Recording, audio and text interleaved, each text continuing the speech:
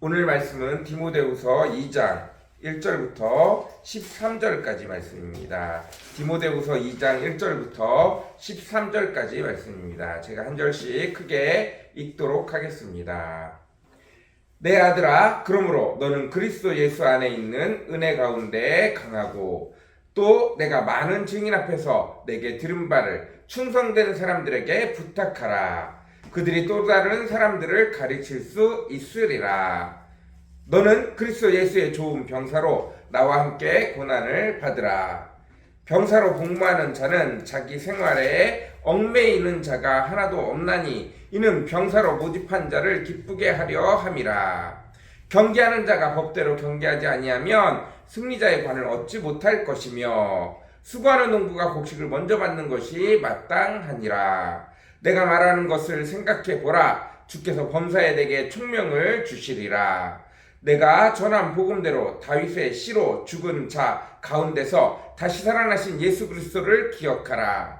복음으로 말미암아 내가 죄인과 같이 매이는 데까지 고난을 받았으나 하나님의 말씀은 매이지 아니하니라. 그러므로 내가 택함 받은 자들을 위하여 모든 것을 참음은 그들도 그리스도 예수 안에 있는 구원을 영원한 영광과 함께 받게 하려 함이라. 미쁘다 이 말이여, 우리가 주와 함께 죽었으면 또한 함께 살 것이요 참으면 또한 함께 왕노할 것이요 우리가 주를 부인하면 주도 우리를 부인하실 것이라. 우리는 미쁨이 없을지라도 주는 항상 미쁘시니 자기를 부인하실 수 없으시리라. 아멘.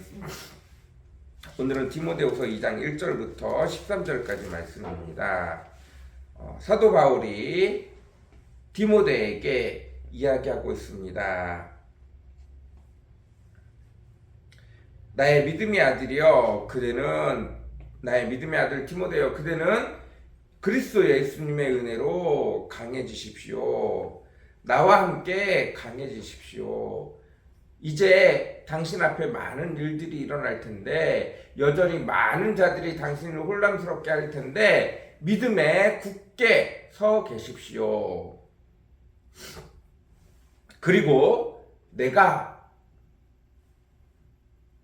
당신에게 가르친 많은 것들을 당신은 또 다른 사람들에게 가르치고 그들 중에 몇몇 충성된 자들을 당신과 내가 당신에게 부탁한 것처럼 당신도 그들에게 부탁하여 그 말씀들을 다른 사람들에게 가르치게 하십시오. 그러면 그들이 더 많은 자들에게 예수 그리스도에 대해서, 복음에 대해서 충분히 가르칠 수 있을 것입니다. 3절, 당신은 그리스도 예수의 좋은 병사로 나와 함께 고난을 받으십시오. 예수님의 훌륭한 군인은 당연히 고난을 받습니다. 복음을 전하는데 고난을 받습니다. 9절, 내가 이 기쁜 소식을 전하다가 죄인처럼 쇠사슬에 매이는 데까지 고난을 당하고 있으나, 나 바울이 지금 예수 그리스도의 복음을 전하다가 감옥에 갇혀 있는 것입니다. 이것은 당연한 것입니다. 왜냐하면 4절, 5절, 6절, 4절, 병사로 복무하는 자는 자기 생활에 얽매이는 자가 하나도 없나니 이는 병사로 모집한 자를 기쁘게 하려 함이라. 경계하는 자가 법대로 경계하지 아니하면 승리자의 관을 얻지 못할 것이며 수고하는 농부가 곡식을 먼저 받는 것이 마땅하니라. 경계하는 자는, 병사는 반드시 군대에 소속하고 매여 있어야 됩니다. 자유인의 신분이 아니에요. 항상 사령관에 의해서 자기가 잠자는 곳, 자기가 있어야 하는 곳, 쉬어야 하는 곳, 움직여야 하는 시간, 근무 서야 하는 시간, 전쟁에 나가야 하는 시간이 다 일반인들과 다르다는 것입니다. 마찬가지입니다. 경계하는 자도 일반인들과 똑같이 생활할 수가 없습니다. 심지어 그들의 경기 방식은 경기 룰에 맞춰야 돼요. 가끔은 잘하고 있다가 열심히 하고 있다가 권투 선수가 열심히 권투 경기를 하다가 종이 땡땡땡 하고 울리면 어떻게 해요? 자기 싸우는 것들을 멈추고 내가 더 승리하고 더 열심히 때려서 더 열심히 경기에서 한 방에 더 승리할 수 있지만 종이 울리면 때리던 모든 것들을 멈추고 자기 자리로 돌아가서 몇 분간 전열을 가다듬고 다시 처음부터 종이 울리면 다시 싸워야 돼요. 그 규칙대로 움직여야 하는 것입니다. 수고하는 농부가 당연히 뭘 먼저 받아요? 곡식을 먼저 받아요. 이 지혜를 기억하십시오. 우리가 그리스도 예수 안에 그리스도의 복음을 전하는 자로 매었다면 당연히 그리스도가 명령하시는 대로 움직여야 됩니다. 그의 복음을 따라 움직여야 돼요. 그리고 복음의 법칙을 따라 해야 돼요. 그리고 그 복음을 전하는 자의 법칙을 따라 움직이다 보면 가장 먼저 당신이 열매를 맺게 될 것이고 그 열매의 기쁨을 확실히 경험하게 될 것입니다. 이것을 당신이 경험하지 않았습니까? 그리스도인으로 살아가는 법칙은 예수님이 말씀하신 것 같이 복음과 함께 고난을 받는 것입니다. 내가 사도 바울이 고난을 당하는 것 당연한 것입니다. 당신도 그리스도를 향한 고난을 당연한 것으로 여겨야 합니다. 복음을 전하는 곳에는 당연히 열매가 맺히지만 가장 먼저 그 열매를 보게 되지만 당연히 고난도 따라온다는 것을 기억하십시오. 그리고 당신도 그 고난 받는 것에 두려워하지 말고 그 고난 당하는 것을 기쁨으로 여길 수 있는 자 되어줬으면 좋겠습니다. 9절 하반절에 나 사도 바울이 고난을 받지만 그리고 감옥에 갇혀서 매여 있지만 뭐는 매이잖아요? 하나님의 말씀은 전혀 매이지 않아요. 내가 고난을 당한다고 해서 내가 감옥에 갔다고 해서 하나님의 말씀도 감옥에 갇히는 것처럼 생각하지 마십시오.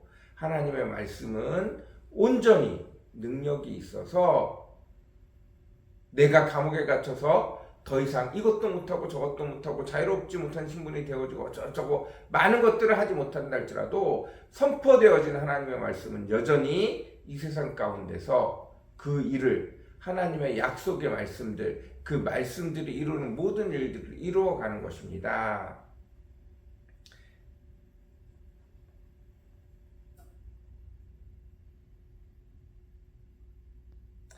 우리가 고난을 당연한 것으로 여기는 이유는 복음을 전하면서 고난을 받는 것을 당연한 이유로 여기는 것은 10절, 11절, 12절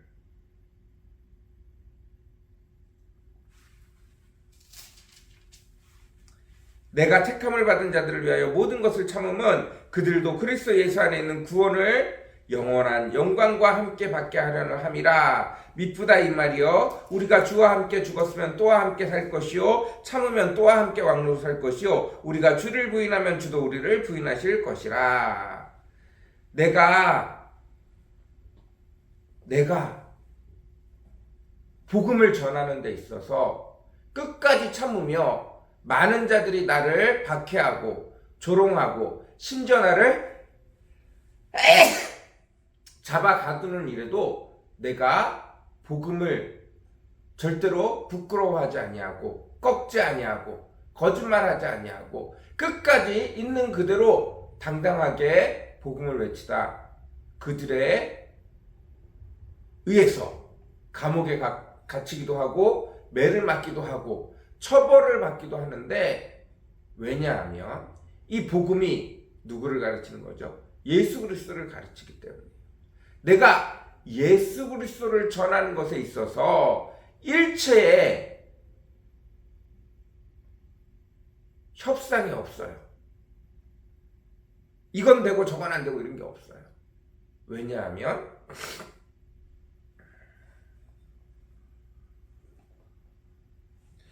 미쁘다 이 말이요. 우리가 주와 함께 죽었으면 또한 함께 살 것이요. 참으면 또한 함께 왕노릇 할 것이요. 우리가 주를 부인하면 주도 우리를 부인하실 것이라.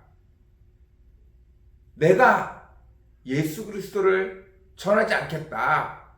사람들이 말하는 것처럼 박해하는 것처럼 전하지 않으면, 예수 그리스도가 죽었다 말하면, 더 이상 이 말을 하지 않겠다 하면 예수님도 나를 모른다 할 것이라 하기 때문입니다. 그러나 우리가 예수 그리스도의 말을 전하다가 고난당하고 죽으면 예수 그리스도와 함께, 예수 그리스도가 십자가에 달려 돌아가셨다가 부활하신 것처럼 나도 부활할 것이기 때문입니다. 나도 주와 함께 영원한 영광의 나라에서 왕노릇하며 살 수 있게 될 것이기 때문입니다. 이것을 기억하십시오. 이 땅에서 우리가 박해를 당하지만 예수 그리스도가 우리를 천국으로 인도할 때 그 복음을 전한 자들을 가장 앞장세워 세상의 모든 사람들 앞에 영광스러운 자리로, 그 면류관으로 그 관을 씌울 것을 기억하십시오. 그러나 우리가 세상 사람들의 굴복해서 그 고난에, 그 박해에 굴복해서 예수를 모른다, 예수를 전하는 것들을 멈추면 하나님도 더 이상 나를 누구나, 너는 누구냐? 라고 말할 것이라는 사실들, 나를 기억하지 아니할 것이라는 사실들을 기억하십시오. 그분 하나님은 항상 신실하시고 거짓이 없으시고 정직하신 분이니 그분이 우리를 마지막까지 기억해 주실 분이실 뿐입니다. 그러니 우리는 기억해야 합니다. 끝까지 복음을 전하는 것은 고난이 함께 찾아온다는 것과, 그 고난에 우리가 쓰러지지 않으면 마침내 주께서 우리를 영원한 천국의 높은 자리에, 우리에게 영원한 면류관으로 우리를 채워주신다는 것을 기억해야 합니다. 저와 여러분은 어떤 삶을 살아가고 있습니까? 그리스도인으로 삶을 살아가고 계십니까? 그리스도인으로 살아간다면 당연히 예수 그리스도의 향기가 나타나야 되고, 예수 그리스도의 이름이 내 삶에 드러나야 되고, 그러면 어두운 사단은 당연히 우리를 공격할 것이고, 공격하는 그곳에는 반드시 고난이 찾아올 것입니다. 복음과 함께 고난이 찾아오는 것은 당연한 일입니다. 오늘 우리가 하나님 앞에, 세상 앞에 정직해지면 당연히 어려움이 찾아올 것입니다. 그러나 그것을 부인하지 않고 끝까지 힘써 싸우면 주께서 놀라운 은혜를 이 땅과 천국에서 영원히 주실 줄 믿습니다. 내가 너무 편안하다면, 내 삶이 너무 평안하다면 다시 한번 고민해 봐야 됩니다. 내가 그리스도인으로서의 삶을 살아가고 있는지. 오늘도 주님 앞에 한 걸음 더 나설 수 있는 저와 여러분, 복음으로 그리스도인으로 삶을 한 걸음 더 살아나갈 수 있는 저와 여러분들이 되어지길 원합니다. 내 삶을 하나님 앞에 정직하게 살아갈 수 있는 저와 여러분, 그리고 그 정직 때문에 당연히 고난이 찾아와야 합니다. 내가 그리스도인이 당연히 식사할 때 손을 모으고 기도하고 식사하셔야 됩니다. 내가 그리스도인이 당연히 내 삶에 거짓말이 없어야 됩니다.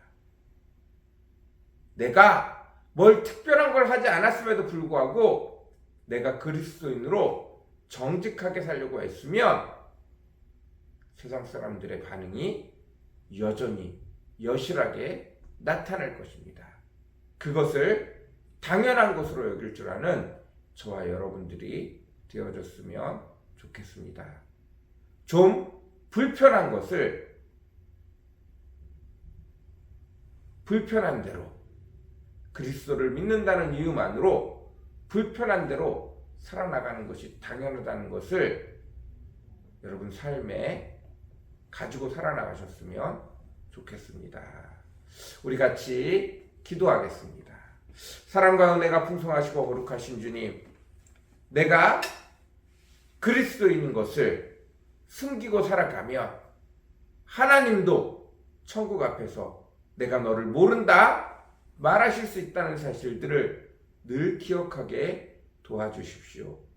이 세상에서 좀 더 편안하게 살기 위해서, 이 세상에서 좀 더 점잖게 살기 위해서 내가 그리스도인이라는 것을 숨기지 않게 도와주시고 마땅히 그리스도인으로 살아야 되는 삶들을 살아나갈 때 아버지 당연히 우리에게 찾아오는 불편함들을 아버지 기쁨으로 감당하는 저희들 되어지게 도와주십시오. 참된 그리스도인이라면 복음과 함께 고난이 찾아오고 그 고난 뒤에 하나님의 영생과 축복이 당연히 따라오는 것을 기억하게 도와주십시오. 천지를 창조하신 분이 내 아버지가 되시고 나의 든든한 뒷배가 되시니 무엇이 두려울 것이 있겠습니까? 당연한 축복이 하나님의 크심이, 하나님의 풍성하심이, 하나님의 영광이 우리 삶에 따라오는 것이 당연한 것입니다. 그러나 단순히 힘과 권능과 영광과 풍성함만 따라오는 것이 아니라 세상 악한 마귀가 우리를 대적하는 것이 또한 당연한 것인 줄 받아들일 수 있는 저와 우리 성도들 되어지게 도와주십시오.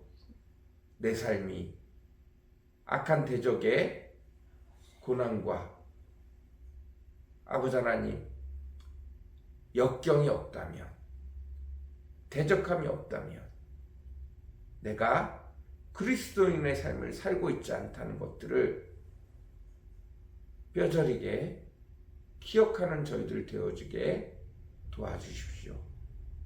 오늘도 불편함을 가지고 살아갈 수 있는 저와 우리 성도들 되어지게 도와주십시오. 감사합니다.